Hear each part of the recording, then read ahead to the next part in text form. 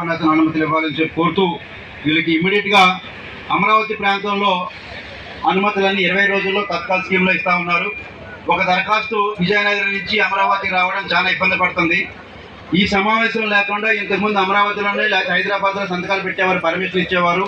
కానీ కొత్త విధానాల ద్వారా గ్రామస్తులు ఏమనుకుంటున్నారు, ప్రజలు ఏమనుకుంటున్నారు, వాస్తవానికి నేను అటు తిరిగే మాట్లాడాలి, సార్కే చెప్పుకోవాలి. కానీ వీడియో రికార్డింగ్ ద్వారా అమరావతికి, ఢిల్లీకి, MOFCCకి వెళ్తున్నాయి కాబట్టి మీ వైపు తిరిగి మాట్లాడి చెప్పుకోవాల్సిన పరిస్థితి వచ్చింది. కాబట్టి ఈ విధానాలన్నీ వీళ్ళు పర్మిషన్ ఇవ్వడానికో ఇవ్వద్దనడానికో కాకుండా మన అభిప్రాయాలు పై అధికారులు తెలియజేయడానికి వచ్చారు. కాబట్టి ప్రతి ఒక్కరు తగులు కాకుండా ప్రతి ఒక్కరు మాట్లాడాల్సిన అవసరం లేదు. లెటర్లు కూడా ఇవ్వండి. నాకు తెలిసి DMRF తర్వాత CER నిధులను అడుగుతున్నారు. మీరు దరఖాస్తు చేయాలా? విజయనగరం కలెక్టర్ వారికి దరఖాస్తు చేయండి. ఇందాక DRO గారు కూడా అడిగారు, ఏ గ్రామానికి అందలేదని. మీరు దరఖాస్తు చేసిన విధానంగా వాళ్ళకి సమాధానం చెప్పడానికి కూడా అవకాశం ఉండదు తెలియజేస్తూ ఈ కంపెనీ వారికి పర్యావరణ అనుమతులు ఇవ్వాలని కోరుకుంటున్నానండి. జడి రామారావు, పర్యావరణ విశాఖపట్నం. థ్యాంక్ యూ అండి.